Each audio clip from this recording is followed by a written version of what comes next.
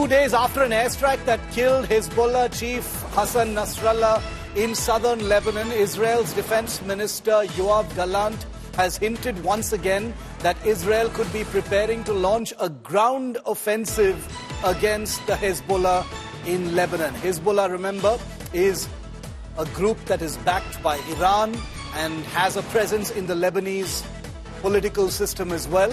The Israeli military's tanks were seen massing in the northern part of the country near the Israel-Lebanon border on Monday. Hezbollah says it is ready for any Israeli land invasion in Lebanon. Israel, remember, has invaded Lebanon twice in the past.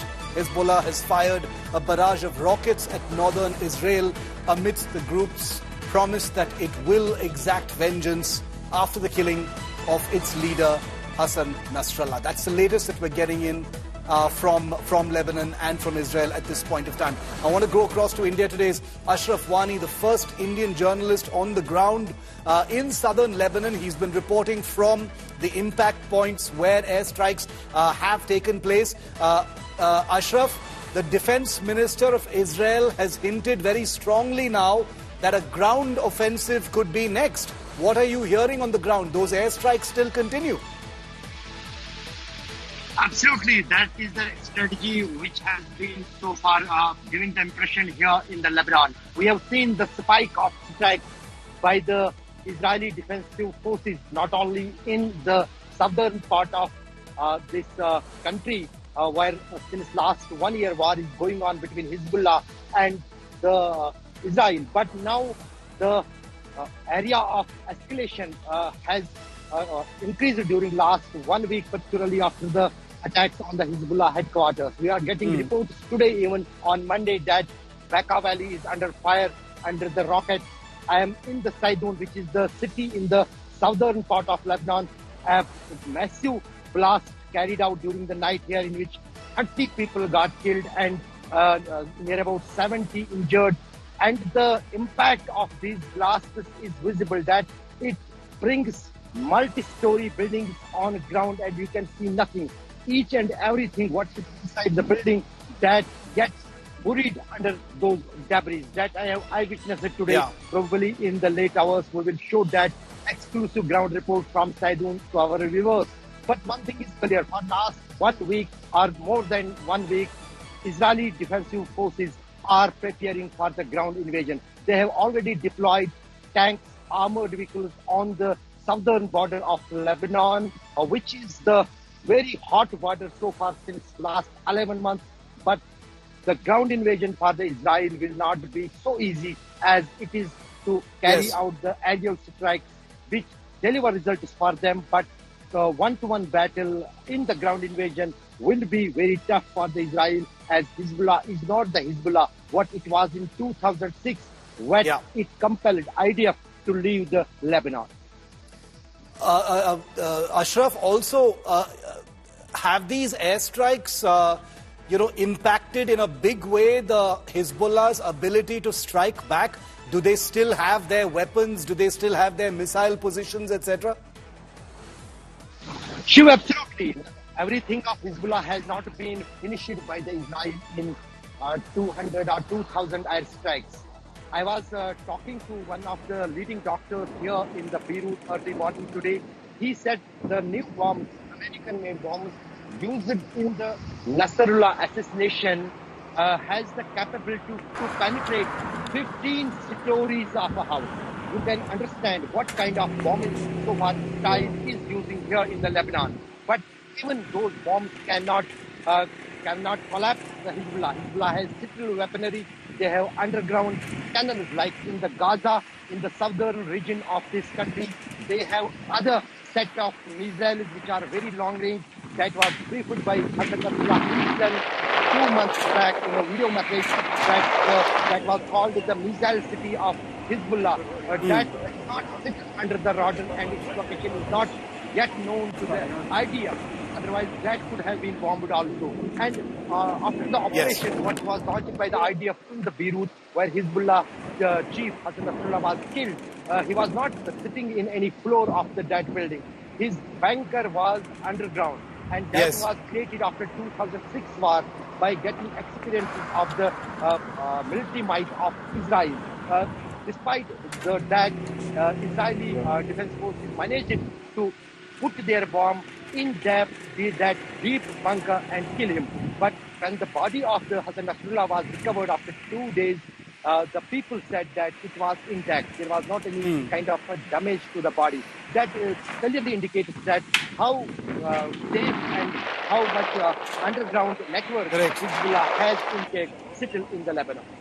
And these airstrikes are not going to stop anytime soon. Ashraf, please stay safe. Thank you very much for getting us that live ground report from Beirut. The first airstrikes have hit targets within the Beirut city limits as well, making the Lebanese capital become, as before, part of the active war zone and where airstrikes are taking place. Ashraf continues to bravely report from the war zone. Now, Israeli fighter jets, F-15s, F-16s and others are continuing a campaign of airstrikes, striking both northern and southern regions. About 120 Hezbollah sites have been targeted in this relentless assault. Meanwhile, Israel finds itself, as always, in a multi-front war, with its jets also moving towards the east to target Houthi military positions in Yemen in retaliation for ballistic missile attacks emerging from that country. Remember, Hamas, Houthis and the Hezbollah are the Triple H, the three proxies of Iran, situated in three different directions. The stakes are high, the conflict is escalating. Take a look.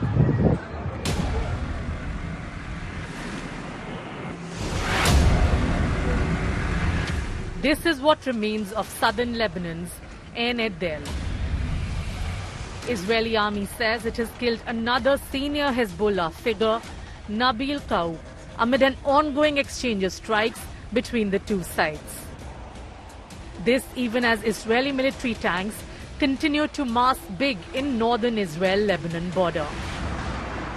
Israel has expanded its attacks on Hezbollah in Lebanon and the Houthis in Yemen, stoking fears of a bigger regional war.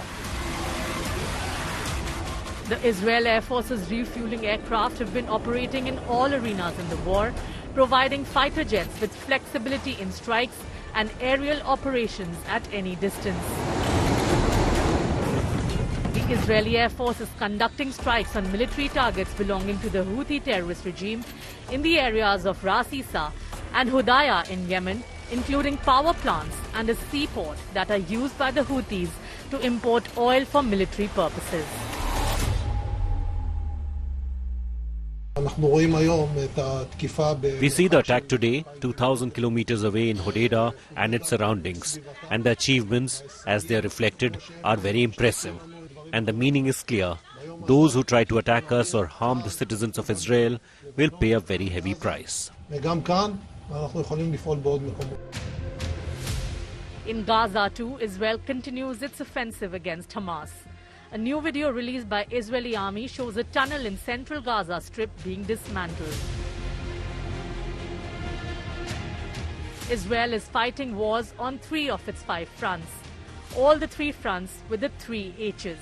Hezbollah in Lebanon, Hamas in the Gaza Strip and the Houthis in Yemen are active and blazing. The opening of multiple fronts comes ahead of the first anniversary of the October 7 attack on Israel by Hamas. At the heart of the war is Iran, which provides significant financial, military and strategic support to Hamas, Hezbollah and Houthis, and the Iraqi and Syrian Shia militias against their common enemy, Israel. Israel's military actions in the war are therefore in part aimed at weakening Iran's regional influence by disrupting its ability to support these proxy groups. The killing of high-ranking leaders of Hezbollah and the targeting of Houthi rebels in Yemen are seen as direct challenges to Iran's regional strategy. Iran's response to these developments will be crucial in determining the future trajectory of the war. Bureau Report, India Today. This multi-front war that Israel is now waging, using its fighter jets, using airstrikes, using missiles to target the Hezbollah, the Houthis in the Gaza campaign, This is relentless. It's been going on for the last few days and it's only been escalating now. India Today's Ashraf Wani, who you just heard from live, has been reporting fearlessly for the last few days from ground zero, including where those airstrikes are taking place, getting you first-hand updates from the conflict sites themselves. Take a look at the latest that Ashraf has sent us.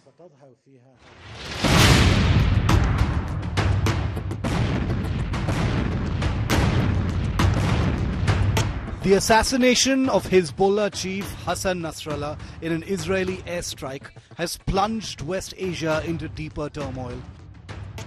India Today's Ashraf Wani, who's in the war zone in southern Lebanon, visited the site targeted by Israeli missiles over the last few days.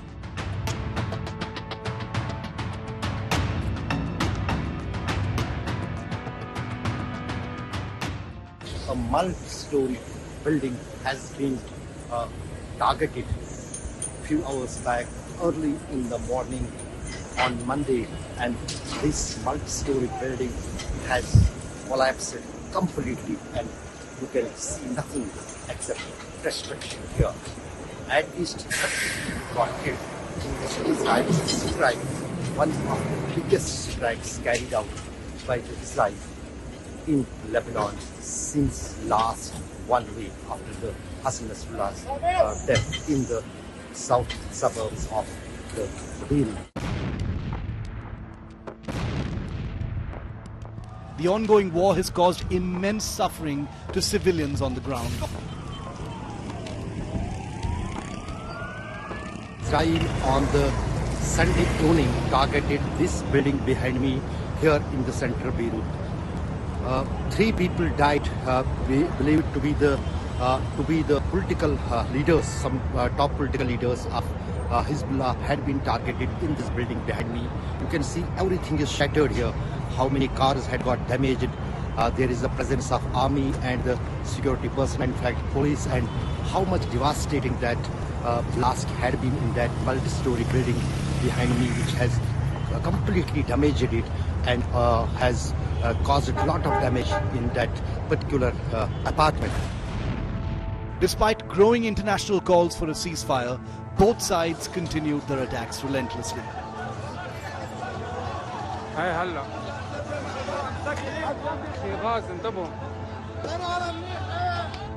With hundreds crossing the border to Syria, looking for a safe zone, the streets in these areas have turned empty. After Friday's missile strikes, in which not only the Hezbollah's top commander Hassan Nasrallah was killed, but many top leaders and the civilians had been killed in that Israeli attack here in the Beirut. Since then, there is chaos all across the Lebanon, particularly in the South Lebanon, where these strikes were carried out not only on Friday, but even on the Saturday too. Most of the people have fled from these areas and are now moving towards the safer areas, and thousands of people and families spend their nights in open sky in different roadsides, parks and the sea beaches here in the Beirut. Hezbollah has not only taken the oath that they are going to take big revenge from Israel for killing off their commander, but the indications are so that after the final procession and funeral of Hassan Nasrallah, this war will escalate. Hezbollah has not yet decided the day for the funeral of Hassan Nasrallah, but the Lebanese government has already declared 5 days of mourning, which will close on Wednesday. Ashraf Wani for India Today in Beirut. And let's get a word in from the Israeli government system. Ms. Orly Weitzman is the new Consul General of Israel in South India. Ms. Weitzman, welcome. Thank you for speaking to India Today. Your assessment of the current situation. It's been a marked escalation since the killing of Hassan Nasrallah, the Hezbollah chief. How do you see how things are at present? Thank you very much for the interview. You're correct. There's a lot still going on. Israel still has the responsibility to make sure that the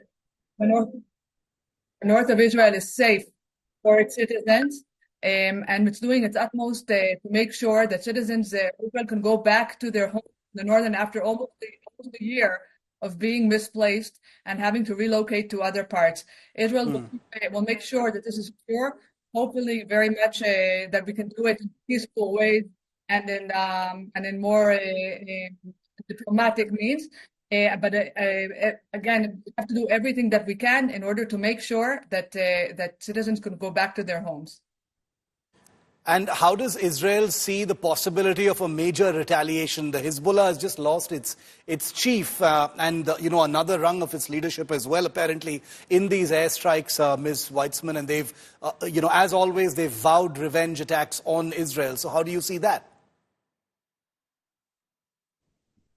Israel's army is a strong army, and Israel will have to respond in any way in order to defend Israel. Israel doesn't want an armed conflict, and I'm hoping very much that the Iranians realize that it's not in their best interest to do this because they will be met with a very strong response.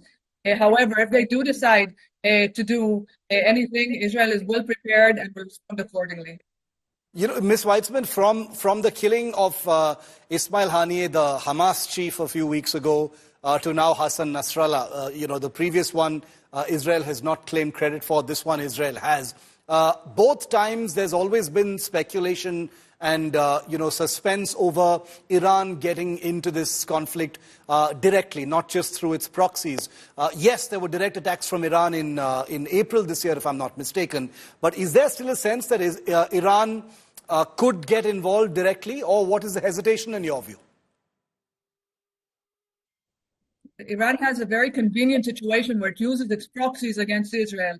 So it's tried to do everything that it can in order to hurt Israel in any way that they can, using their different proxies around the Middle East. Israel deals with any threat that's thrown its way, whether it's via proxies or whether directly. So So as long as we are eliminating the threats that was mostly done through proxies until now, I think they maybe didn't feel a need to step in. I don't know. I don't make their decisions. Hopefully, they'll realize that any direct attack will be met with the same kind of response.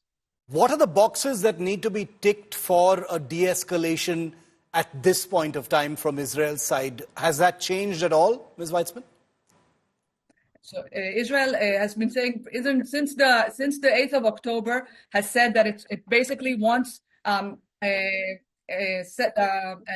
Resolution 1701 to be implemented. Basically, they have no threats at Israeli borders, whether south or north, and we're talking specifically about the north right now. Make sure that the Hezbollah is disarmed, not threatening Israeli citizens. If this happens in diplomatic ways, all the better. That's Israel's preference, and that's what Israel was aiming for and is still aiming for. And if not, then it will happen other ways. What Israel wants is safety and security for its people.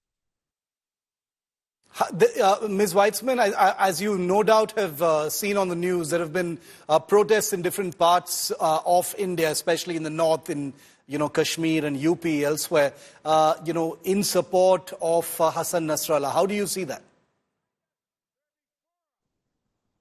So I think I don't want to talk about the north. That's not my expertise. I deal mainly with the south. Yeah. But I will say that from what I experience here, a lot of people that I meet, a lot of Indians that I meet, there's a lot of understanding and a lot of knowledge of what's going on, and people who research it and try to understand exactly the situation are very supportive of Israel, and that's very good for us and very heartwarming, because we see that most of the people I meet are intelligent and curious and want to try and understand. Unfortunately, that's not always the situation. And there are people who are trying to make their own agendas, or people who don't really understand the situation and don't try and look up the situation to really understand the different points of view. And that's where I think protests happen mostly. But from my experience in South India, there is a lot of understanding of the Israeli position, and I admire that in the Indian people who really try to in-depth understand the situation, and when they do that, they realize why Israel needs to defend itself and needs to do what it does to make it. Do you see any kind of a special or elevated role for India in what comes next? Can India play some kind of diplomatic role beyond what it is already doing at this point in this conflict, Ms. Weitzman? Last question. So India is a very important ally of Israel, and we want all the international community to make it clear to all Iran and its proxies that it should be trying to maintain diplomatic solutions for this conflict. Orly Weitzman, thanks very much for speaking to India Today. We will, of course, here on India Today continue to get you the stakeholders, the biggest voices on this unfolding story, the tension, the war in West Asia.